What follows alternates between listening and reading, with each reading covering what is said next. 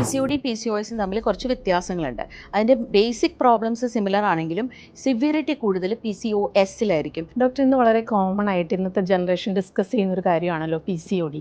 എന്താണ് doctor PCOD? PCOD എന്ന് പറഞ്ഞാൽ പോളിസിസ്റ്റിക് ഒവേരിയൻ സിൻഡ്രോം. അതിൽ ബേസിക്കലി ഒരു ഹോർമോൺ ഇംബാലൻസ് ആണ് കൂടുതൽ കാണുന്നത്. അത് ജനറ്റിക് മേക്കപ്പും കൊണ്ട് വരാം, അല്ലെങ്കിൽ എൻവയൺമെൻറ്റൽ കോസസും കൊണ്ട് വരാം.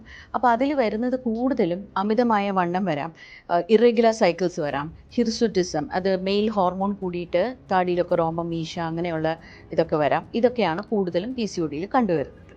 ഡോക്ടർ, അപ്പോൾ ഈ PCODയും PCOSും സെയിം ആണോ? PCOD, PCOS തമ്മിൽ കുറച്ച് വ്യത്യാസങ്ങളുണ്ട്.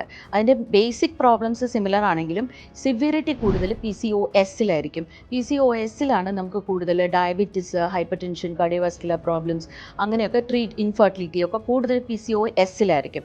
PCOD നമുക്ക് കൂടുതലും ലൈഫ് സ്റ്റൈൽ, ഇത് തമ്മിലുള്ള ഡിഫറൻസ് ആദ്യം നമ്മൾ മനസ്സിലാക്കണം. നമ്മൾ ഡോക്ടേഴ്സിൻ്റെ അടുത്ത് വരുമ്പോൾ നമ്മൾ കൂടുതലും ഹോർമോൺ ടെസ്റ്റും ഹൈറ്റ്, വെയിറ്റ് മെഷർമെൻറ്റ്സ് എല്ലാം ചെക്ക് ചെയ്ത് അബ്ഡമിനൽ ഗർത്ത് മെഷർ ചെയ്തിട്ടാണ് നമ്മൾ ഡിഫറൻഷ്യേറ്റ് ചെയ്യുന്നത്.